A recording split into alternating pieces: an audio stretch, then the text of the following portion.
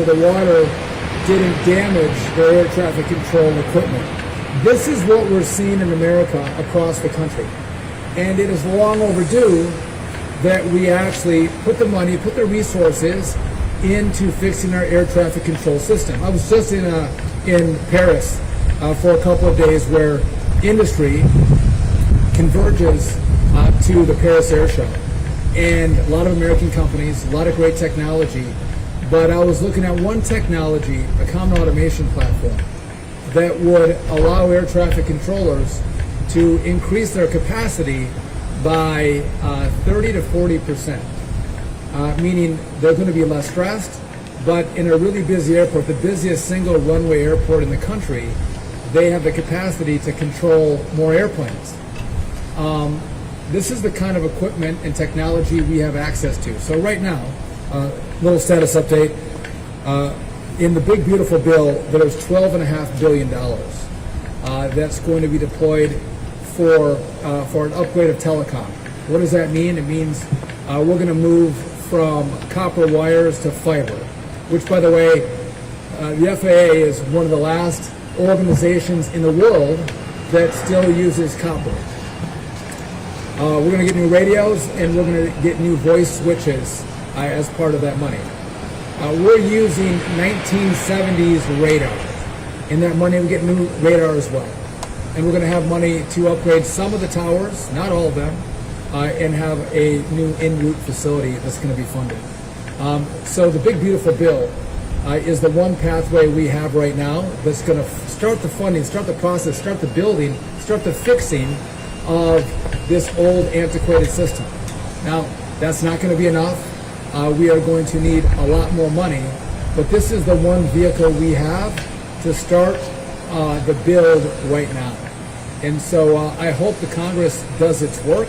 Frankly, I hope the Congress finds more money. There's a lot of money being spent in a lot of places. They have the ability to find extra resources and to put it into this mission. This is the most important infrastructure bill that we have in this country.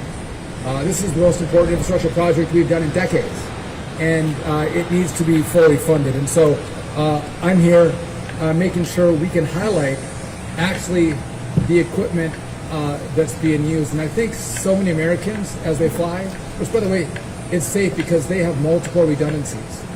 The pilots and the airplanes have multiple redundancies, so it's safe. But we should not be using this equipment. And we're at a place and a time where you've never had the American people, all of industry. We have 65 organizations that usually don't agree on a lot of things. 65 organizations that have all agreed that this has to be done. We have the Congress, we have the DOT Secretary, we have the FAA. You have never seen more alignment to actually fix a system that hasn't been paid attention to. It hasn't been the focus. I'm going back to the American people. I think they would expect that their Congress and their government would make sure that this would never happen. This should never happen. We should be in a situation.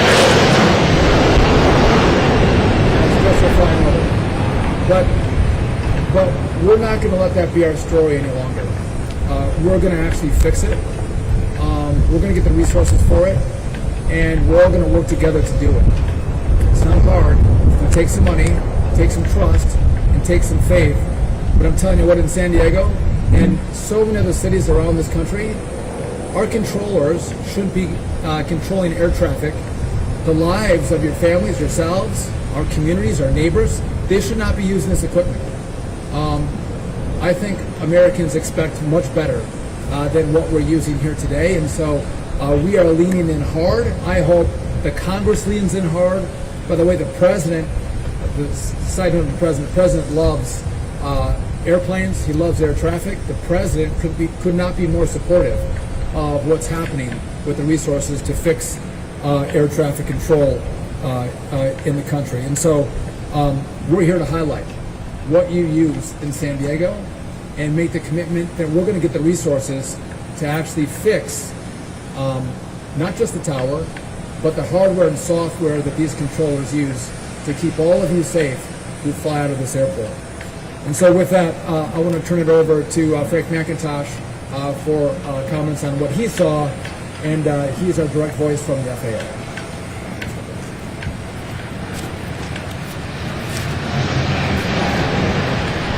Thank you for being here today, and it's an absolute pleasure getting to spend time with the controllers and the technicians who opened up to Secretary Duffy on the things they need to be successful as professionals in providing safety to the American public. I'm here today because I want to fully express my gratitude and my support for Secretary Duffy's bold and necessary action to bring the FAA air traffic control system to this century and to new technologies that are going to make us better at being the gold standard in providing safety and efficiency to the people of this nation. As a former air traffic controller and as a former air traffic manager of a building very similar to this, I know firsthand how critical it is for our nation's controllers to have reliable and resilient equipment at their disposal. They want to do the very best possible job for everyone flying, and giving them the latest and updated technology to do that job is paramount for our future. Every day, they're entrusted with over 1 million passengers. They deserve the very best equipment that we can give them. This major infrastructure project is not just important, it's urgent. Every day our technicians work on 74,000 pieces of equipment. That's 74,000 pieces of equipment that make the air traffic system go. And it's antiquated. As Secretary Duffy just mentioned, we have brilliant people coming up with adaptive solutions to making sure that the technology works. But again, they deserve better. There's also a broad coalition behind this, with strong bipartisan support from members of Congress and support from our labor unions, from the air traffic controllers and the technicians, and people in industry. Our stakeholders all are behind this new infrastructure bill that Secretary Duffy is not just advocating, but is 100% enthusiastic about getting this for the controllers in that building as well as the rest of the country. This is a critical need for us. The challenges facing our nation's air traffic control system didn't just arise overnight, but they're here today. They're here in this fine facility at 430 Airport of San Diego, where we stopped providing support to some of the most important technology we have in there where it's in need of a definite enhancement, such as our STAR system. Our STAR system that provides an important connection from the TRACON to the tower hasn't seen a major enhancement since January of 2021. Last month, Secretary Duffy launched a comprehensive plan to replace our aging air traffic control system.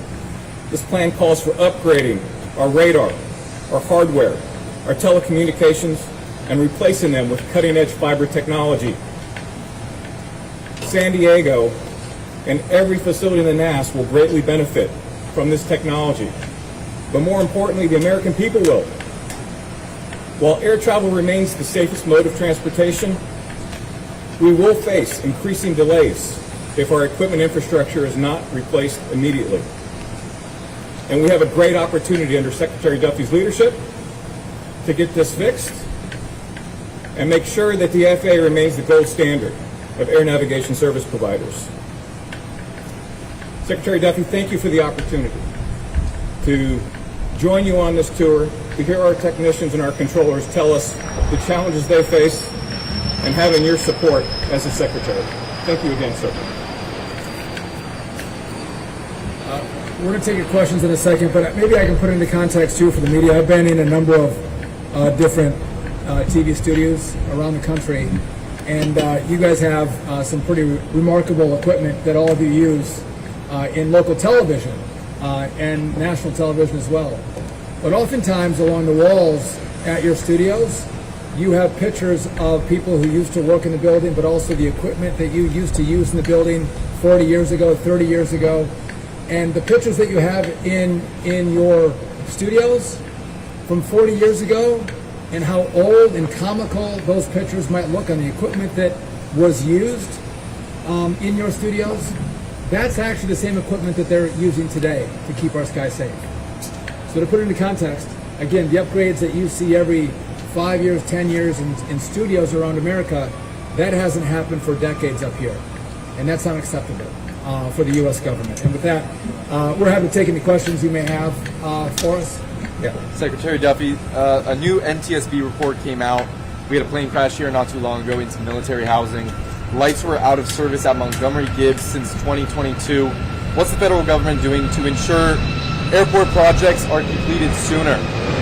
So that's a good point. And as part of the full view of our airspace, it also includes money to make sure that we have state-of-the-art technology and up-to-date technology at our airports across the country. Why were they still inoperable 3 years later? It's a good question. And why that wasn't taken care of, I don't know. I will tell you this. Those reports take 2 years. Those lights, the NTSB didn't say was the cause of the crash. Didn't know that they said it was a contributing factor. We're going to get more information on that crash in the coming months and years. But again, we want everyone to, when they fly, get to where they're going without incident and without harm. Do we know out of the $12.5 billion how much more money is going to be there?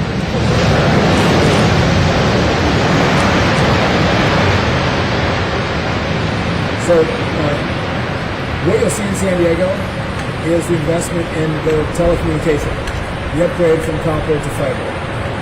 What you'll see is new radar. And you will get new radios here, and you will get new voice switches. That's part of the $12.5 billion. That's going to happen around the country. And then we need additional money to actually fix the older equipment that you'll see up in the tower. And that's why the Senate's considering giving more money to this effort, and I hope they do, because again, this is a brand new state-of-the-art system, and it's going to take 3 to 4 years, but we have to get started now, and that's why we need as much money as possible to make this happen. And this, by the way, just real quick, the Senate and the House, the Congress has given tranches of money, and sometimes the money is promised doesn't come, sometimes it does come, but it's hard for the FAA to plan, and frankly, I don't think the FAA has engaged in the best contracts to get the work done on budget and on time. This is why we're asking for all the money up front, and if not all of it, as much as possible, so we can have one plan that's executed around the country to make sure this is not the American story. So how much is all the money? So $12.5 billion, you said, is sort of a down payment to get things going. How much would a truly new state-of-the-art system cost? How long would it take? And also talk a bit about how hard it is to return a big ship, because you can't just flip a switch when San Diego's on a new system. People need to be trained. Talk a bit about what needs to happen. So it's tens of billions of dollars. Okay. Now, what someone might say is, "Oh my gosh, it's a $50 billion bill." It's not. And the way your Congress spends money, sometimes it's spent on like drunken sailors. I wish there would be drunken sailors on this mission, because it's a very doable project. It doesn't happen overnight, right? It takes time to do builds like this. But I'll just tell you, I mean, in Newark, we had a line that went down. You guys probably reported on that story. There was an outage twice for 30 seconds each, which by the way is frightening. Now we have redundancies in place, and everyone kicks into action and feel very safe and keep planes in the air. But you do not want to see your telecom go down for 30 seconds or your radar go out for 90 seconds, which is what happened. It was in 3 weeks. We worked with Verizon. In 3 weeks, they laid a new fiber line from the Philly Tracon up to Newark at N90. This has never happened for the FAA. We are getting CEO engagement. Everyone who's participating in what we're doing now is at the CEO level, because they understand how important this is to America. They all fly, their families fly, their friends fly, and so the engagement that's happening now is way different. And I can't give you the exact time, but I believe that we can do this in the whole thing in 3 to 4 years. So this is not months, it's going to take years, but this can't take a decade, this can't take 6 years, we have to start to move now and move fast. Yes. This bill allots $1 billion to improving the aviation workforce. Is that enough money to hire and train the necessary 3,500 aircraft controllers? So the question here is on our air traffic controllers, and it allows us to go up to 2,500 academy grads at Oklahoma City, which is where our academy is at. The problem is multi-layered, right? We have to get the best students into the academy, and there's been some roadblocks that we've had to work through, which we have to improve the pipeline of young people going to the academy. We're taking the best and brightest, the ones who score the best on the entrance exam.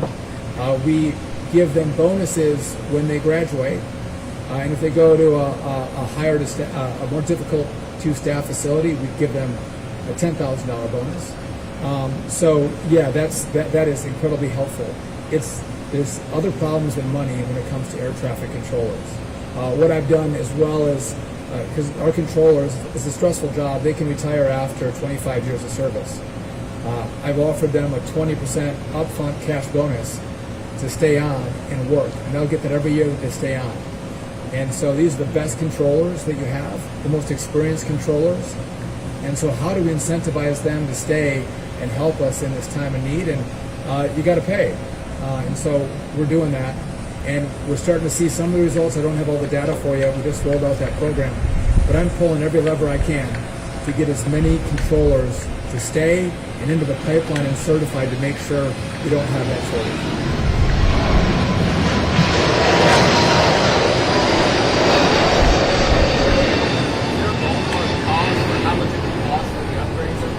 Well, you don't have the cost down there full. Okay. No, so I guess full cost for this. Again, we have national airspace. We have our numbers of what it's going to cost to do the whole system. Right? What do we need for towers? What do we need for TRACONs? What do we need for en route centers? Right? To redo them, and all the equipment that will go into that. I don't. Again, you got a hole in the roof. I can't. You got shades that don't look. And there's simple things. Just the functionality of the building in Southern California on top of all of the old equipment. So it's going to take millions of dollars to upgrade this facility and make it operational. It sounds like the NTSB did a very report about that working family crash about a month ago.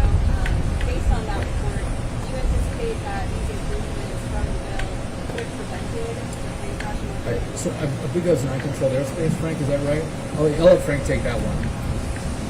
Can you said the one from a month ago? Is that right? It was about a month ago where Canyon plane crash that killed 6 people. Do you believe that some of these improvements could have prevented that crash? Out of respect for the family, I don't like to comment when there's an active NTSB investigation going on. We are always active partners with the NTSB, but I will answer your question with, anytime I can get better equipment in the hands of a controller that are making decisions in split seconds, we're always improved, not just for efficiency, but also when it comes time to making safety decisions. To say that this would have prevented a crash, that is really hard to say in the middle of an NTSB investigation. We never rule out in ensuring that we have better situational awareness for the controllers and we have better equipment for them to make those decisions, and like I said, in those multi-second spans. A controller will make 1,000 decisions a day. The better equipment they have, the better situational awareness they have, the better the output is. So we always look for those enhancements and those improvements in our system. Thank you. Secretary Duffy, I know you're meeting with LA 28 officials while you're here on the ground in Southern California. Is there concern within the Trump administration about the Olympic Games given the LA fires and now LA protests? Are there concerns? Protests can happen and fires can happen. That's less of the concern. Our concern is how your leaders respond to crises. How do they respond to the riots? And I think there's real concern about the leadership of your governor and the Mayor Bass. And again, I don't think this is a shining moment of leadership in America for what's happened in LA. And so does that give us pause? Absolutely it does. And again, you will find no better partner than President Trump. He's excited about the World Cup coming to America. He's excited about the Olympics. He'll talk about it publicly, but I hear him talk about it privately as well. And we have a big role in transportation to make sure that goes off seamlessly. We are highlighting and showcasing our country. And what we see in LA, and with the leadership that we've seen from the state and of LA, it gives me pause. What kind of showcase are we going to have? And this is the kind of leadership that has been exhibited right here now. You good? Back here. Yeah, can you talk a little bit more about the permitting challenges that your organization is facing, or your agency is facing, in upgrading the air traffic control system? Yeah, so we have to deal with NEPA, right? And NEPA's NEPA, right? But when you have a project of this national importance, this can't come up in the big beautiful bill, but if there's a supplemental bill that comes, I'm going to ask the Congress to waive NEPA requirements. So whether we're doing construction on a tower, a TRACON, or an in-route center, or for laying fiber as opposed to copper, that we get some grace here. We don't want to have to spend an additional year and a half going through a NEPA process when we have towers that are here already. We have in-route centers and TRACONs that are already there, and we already have copper wire in the ground. Let us lay the fiber and let us not go through the NEPA process. The Congress can do that for us. And by the way, sometimes you might think that's a partisan issue. I don't think it is. It's bipartisan. Democrats and Republicans alike see the need, and I think there'd be pretty significant agreement. And by the way, if there's an environmental issue that we all have to consider, we're going to take that up. Like, no one wants to do anything that has long-term damage to the environment, but I would see this more as it's going to slow us down and not add any benefit to the environment. And again, I care about, love animals, love the wildlife, love plants and trees, but I also love your families in your communities, and I want them to fly safe, and that means let's get this operation running as quickly as possible. We'll do a couple more. Yep. Secretary, going back to that crash one more time in Murphy Canyon, is the FAA considering adding flight restrictions for the time of day or bad weather conditions in situations like that, especially when critical equipment, in that case the lighting, are out of service? So again, I don't want you to jump to conclusions from the NTSB. They haven't given us a cause and contributing factors yet to the crash, and we work closely with the chair Hamidi. She's a great partner of ours, and this goes for across the national airspace and for aircraft. We wait for these investigations to be done, number one. But number two, in the course of an investigation, before a final report comes out, if there is a concern for safety, we work with the NTSB and we will take immediate action. So you would see us come out before, if we have critical issues in the airspace that can affect safety, we will make decisions and changes that are necessary to protect people. And that recommendation has not been made from the NTSB, as well as in regard to Air India. I'll do one more. You had a question? How will investments in California airports be guaranteed as you built? So listen, it's the national airspace. So what we're doing is we're going to invest across the country in airports, TRACONs, and in centers. In, again, all the things I mentioned, software and hardware and telecom, throughout the systems, what we're going to invest in. I would say, just on another note, there's some issues we have. We partner with states and cities in the investments that we make. The federal government does that. I would be hard pressed to say if we have the lack of leadership that we saw in the LA riots, and then if LA or the state comes in and says we want the federal government to repair the roads that were damaged in those riots when they weren't taking appropriate action to stop the riots, I'm hard pressed to see how we're going to actually come to some agreement. It's everyone's duty to protect the infrastructure and protect people. And again, I I support people's right to protest, to go out there and have your voices heard. You should do that. But when it turns to violence, and we're using bricks and Molotov cocktails, and we're damaging police vehicles, and hurting law enforcement officers, and we're destroying roads, that's not acceptable. And where is the leadership? I would love to have Gavin Newsom say, you know what? I want more National Guard. I want more Marines in my community because this is unacceptable. But instead of that, he's saying, I want less. Send them home. I can't wrap my head around how that is keeping people safe, officers safe, and your infrastructure intact. And so I know the president is following and watching this closely, and we'll continue to communicate and have conversations with him. No more questions. I'll tell you one more thing. With regard to the California high-speed rail, you might have seen our press releases on California high-speed rail. Again, I would love to see high-speed rail in America. I'm not opposed to high-speed rail. I think we should invest in high-speed rail. You go to Europe, you go to Japan, you go to China, high-speed rail everywhere. So the one shining example of high-speed rail was going to be LA to San Francisco. A decade and a half for $33 billion? And what happens? You're 15 plus years in and $16 billion in, and there's no tracks laid, and it's not going to go from LA to San Francisco. So again, it's my job to make sure we're looking at how federal tax dollars are paid, and how they're deployed.